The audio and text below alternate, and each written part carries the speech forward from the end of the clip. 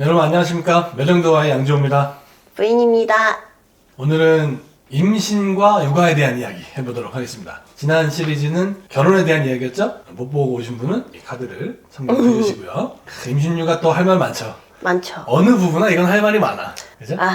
우리가 2009년에 결혼해서 하율이를 12년에 낳았잖아요. 12년에 낳았고 둘째를 18년에 낳았어요. 6살 터울로. 그래서 그거를 조금 후회되는 게 있어요. 첫째를 좀 일찍 낳을 걸. 맞아요. 신혼이 너무 길었다.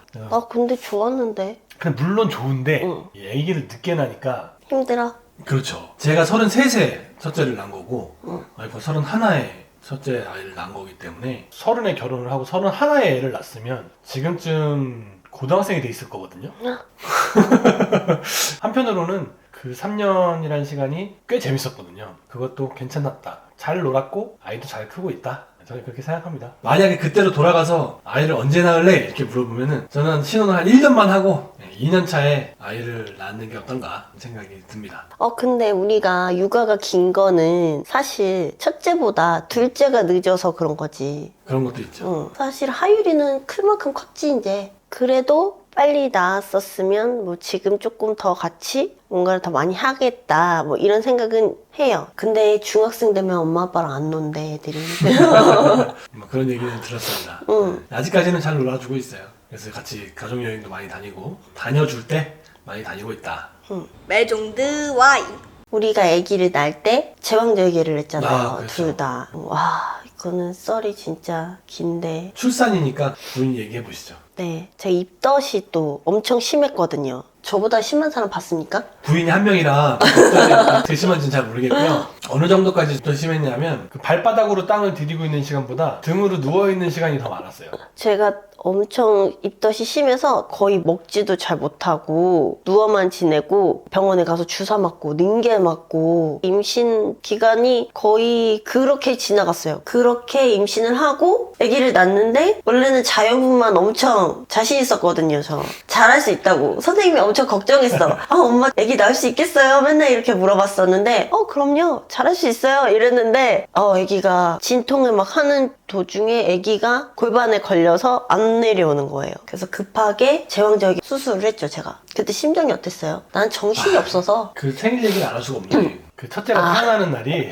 예정일이 1월 1일이었어요. 보통 1월 1일 날 애를 낳아야 되는 상황이면은 12월 31일 날 보통 병원으로 들어가잖아요. 그래 갔는데 진통이 좀 빨리 시작된 거예요. 그래가지고 12월 31일 저녁부터 이제 애가 나오려고 하는 거예요. 그래가지고 나오는구나. 이제 그렇게 생각을 하고 이제 자연분만만 생각을 하고 갔잖아요. 그 골반에 걸려서 애가 안 나오는 거예요. 그때 당시에 애가 시간이 거의 11시가 넘은 시간이었어요. 그럼 생각해보세요. 12월 31일 11시에 마취의사 선생님이 계시겠어요? 계획도 안 하고 있는데? 다 이제 연말이니까 연말을 즐기고 막 카운트다운 한다고 이제 1시간 남았으니까. 그러고 있을 때 아닙니까? 그때 이제 급하게 이제 제왕절개술을 해야 된다고 이제 하니까 담당하시는 산부인과 의사 선생님께서 마취과 선생님을 이제 급하게 호출을 하셔가지고 아마 그분도 회식에 있다가 잡혀오신 것 같아요. 오셨고 급하게 마취를 하고 분만을 하게 됐는데 그래서 나은 게 12시 00시 10분. 근데 그 시간에 핸드폰에 웬 카톡이 문자가 그죠. 당연히 그 새해 첫날이니까 새해 복 많이 맞아. 받으세요. 뭐 해피 뉴 이어 뭐 맞아. 전화 오고 카톡 오고 문자 오고 막 그러는 거예요. 나는 지금 뭐 하늘이 노란데 와이프는 정신없고 참 저는 그 문자남 남들 이렇게 오고 있을 때 저는 이제 애 손가락 세고 있었죠. 손가락 발가락 5개인지 뭐 등짝이 있고 앞대 있고요 뭐 이런 거 확인하거든요. 그렇게 해서 이제 첫째가 제왕절개술로 태어나게 됩니다. 그래서 첫째 제왕절개로 낳고 그러면 둘째도 보통 V백 안 해주시고 제왕절개로 낳아야 되거든요. 그래서 둘째도 제왕절개로 낳았는데 둘째는 이제 진통 없이 날을 잡아서 약속을 하고 산부인과에 가서 수술을 받는 건데 너무 아기를 낳으러 갔는데 진통도 없고 너무 정신이 멀쩡하고 맑은 상태에 대낮에 아무도 없는데 저 혼자 누워가지고 그러고 있으려니까 되게 조금 그렇더라고요. 뭐 둘째도 금방 나았어요. 수술로 나았으니까. 이 타이밍에 그거 한번 말씀해 주시죠. 첫째는 진통을 다 겪고 자연분만 끝까지 다 거의 끝까지 이제 자궁을 열고 나오기 전까지만 이제 겪으셨고 그 다음에 이제 제왕절개를 하시고 네. 둘째 이제 제왕절개술로 나셨는데 자연분만과 제왕절개 어떤 걸 추천하시겠습니까? 저는 제왕절개 나쁘지 않아요. 근데 진짜로 제왕절개 나쁘지 않거든요? 많은 분들이 수술하고 나서 회복하는데 어렵다고 하셨는데 저는 회복이 금방 되더라고요. 둘째 때도 회복이 금방 잘 됐고 아프지 않았어요. 아프지 않고 뭐가 제일 아팠냐? 수술 다 끝나고 입원해 있는 동안 한 5일에서 6일 정도 입원을 해요. 제왕절개 수술을 하면. 입원해 있는 동안 엉덩이에 항생제 주사 맞는 게 그게 너무 아팠어요. 그게 제일 아팠고 그거 말고는 다 괜찮았던 것 같아요. 그렇지 않았나요? 보기에? 멀쩡했어요. 밥도 잘 먹었고 그 다음날에는 이제 금식하고 그 다음부터는 밥도 잘 먹고 화장실도 잘 가고 잘 걸어 다니고 했던 것 같아요. 수술 부위도 잘 아물고 그럼 저는 제왕절개가 나쁘지 않다. 진통을 안 해본 사람들이 제왕절개가 뭐 안 좋다고 하는 것 같다. 진통은 정말 다시 태어나는 것 같은 느낌이에요. 분만실 들어가 본 분은 아시겠습니다만 들어가면 진통의 통증 게이지가 있어요. 맞아요. 1부터 10까지 되어 있는 어떤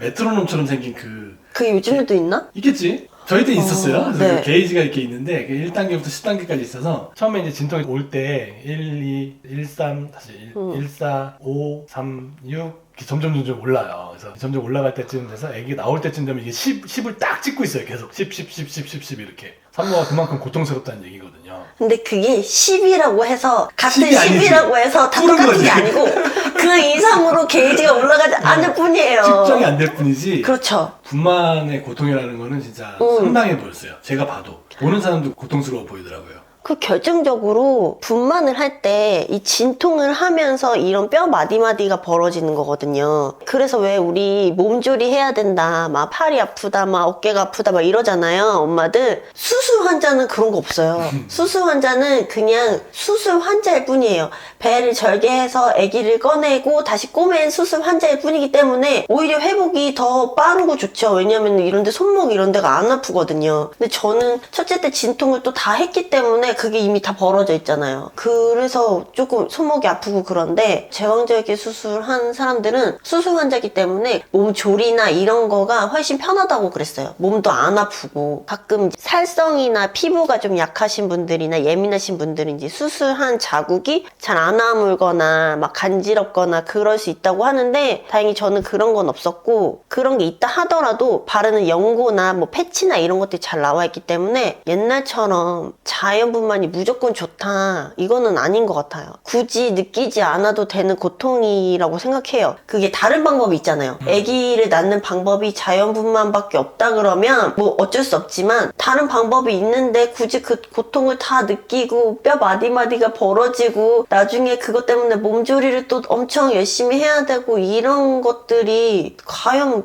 꼭 필요할까 싶은? 그래서 저는 제왕절개 엄청 추천하고 있어요. 그런데 이제 제왕절개가 좀 안 좋은 게 있는데 뭐냐면 3명 이상 못 낳는다는 거예요. 제왕절개 한 부위가 그 둘째를 낳을 때 또 똑같은 부위를 절개를 하거든요. 요만큼 첫째는 절개를 했다면 둘째는 이만큼을 절개를 해야 돼요. 그럼 셋째는 더 해야 되거든요. 물론 하면 할 수 있겠죠. 근데 그만큼 그 상처 부위를 다시 절개하고 다시 아물고 다시 절개하고 그러면 그만큼 그 부위가 약해지니까 아무래도 이제 건강상으로는 좋지 않겠죠. 셋째 이상까지 생각을 하고 계신 분이 계시다면 자연분만을 하시는 게 좋을 거고요. 그게 아니라 맥스 2명이다 라고 생각을 하신다면 제왕절개 나쁘지 않다. 요즘도 의료보험도 잘 되고 지원금도 많이 나온다고 하니까 산모의 고통을 덜어줄 수 있는 방법이 있다면 선택하는 게 좋겠죠. 매종드 Y. 부모가 되고 나는 이런 점이 바뀌었다. 뭐 그런 거 있을까요? 아무래도 가정을 위해서 희생하는 사람이 되었다? 나를 위해서 살았던 사람이었다고 한다면 결혼하고 나서는 가정을 위해 사는 사람, 말 그대로 이제 아빠가 되었다.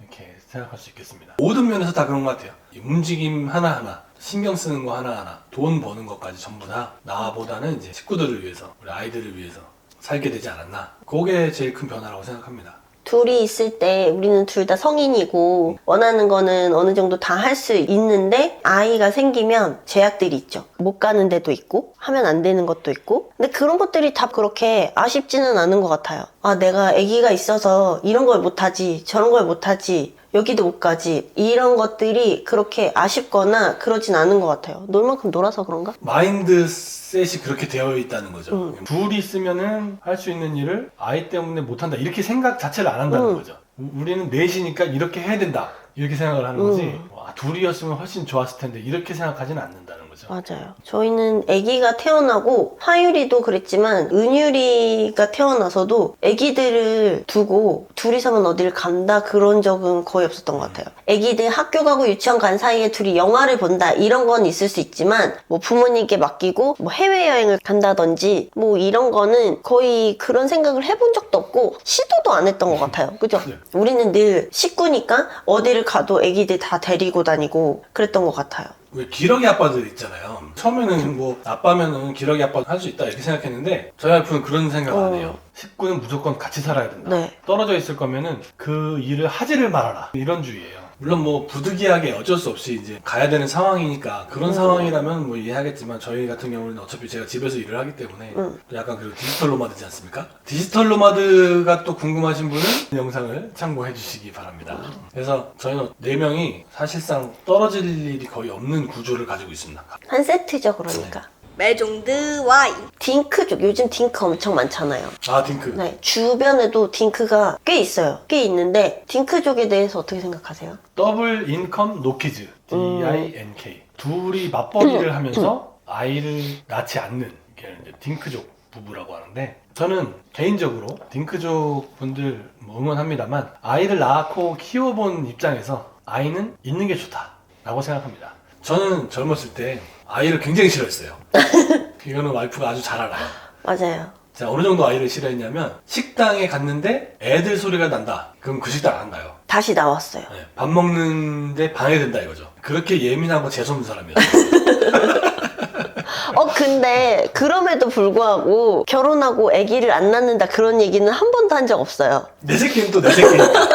참 얼마나 재수없습니까 이게. 내 새끼는 괜찮고 딴 애들은 싫다 이거 아니에요. 그 정도로 아이들 되게 싫어했고 그랬었는데 처음에 이제 아이를 임신을 하고 낳고 키우면서 그때부터 아이가 예쁘다는 걸 알게 된 거예요. 평생 모르다가. 저는 이제 누나가 한 명 있는데 누나도 아이가 없거든요. 누나가 딩크거든요. 그래서 그 아이가 없다 보니까 조카도 없어요. 저는 주변에 어떤 아이를 갓난아기부터 이렇게 키우는 그걸 본 적이 없어요. 그러다가 내 아이가 딱 태어나서 내 아이를 키우는데 처음에는 좀 어리둥절하더라고요. 예쁜지도 잘 모르겠고 그러다가 3살, 4살 이때쯤 돼서 아장거리고 엄마 아빠 하니까 그때부터 이렇게 들고 다녔어요 늘. 맞아. 네, 메고 다니고 지금 첫째 하율이를 제가 거의 신발에 흙 묻을 일이 없을 정도로 제가 들고 다녔습니다. 거의. 그만큼 나 보면 알게 돼요. 내 새끼 예쁜 거를. 왜 그 딩크족의 가장 큰 과제가 고독사잖아요. 고독사. 사람들이 놀리잖아요. 딩크족한테. 너 그러다가 외롭게 늙어 죽을 거야. 막 이렇게 놀린단 말이에요. 근데 그것도 어쨌든 딩크족 분들이 선택한 일이기 때문에 저는 뭐 존중합니다. 근데 저는 뭐 최소한 저 죽을 때는 최소 여자 2명에서 3명은 옆에 있겠죠. 네. 내가 먼저 죽을지 와이프가 먼저 죽을지 모르지만 사이즈로 봤을 땐 제가 먼저 죽을 것 같은데 오래 살아야 돼. 네, 그럴 것 같은데 어쨌든 최소 여자 2명은 확보해놨습니다. 유언 들어줄 사람은 있을 것 같아요. 뭐 그런 거는 뭐 여담이고요. 평생을 둘만 사는 것보다는 또 다른 이 수평관계 말고 이 상하관계로 자식들을 키우고 자식들이 자라나는 거를 보는 것 자체도 꽤 큰 행복이다 그런 생각이 듭니다. 저는. 매종드 와이. 육아 얘기가 지금 엄청 길어지고 있거든요. 그래서 1부 여기까지 하고요. 2부로 다음 주에 더 세부적인 이야기 해보도록 하겠습니다. 1부 시청해주셔서 감사드리고요. 다음 주 2부에서 또 뵙겠습니다. 그러려면 구독을 꼭 눌러주시라. 네. 알림 설정 제가 바라지도 않아요. 알림 설정하면 귀찮거든. 뭐 좋아요만 눌러주시는 경우도 있는데 구독 자체가 좋아요예요. 구독하신 분이 좋아요 안 눌릴 리가 없습니다. 구독 잘 부탁드리겠습니다. 다음 주에 2부로 뵙겠습니다.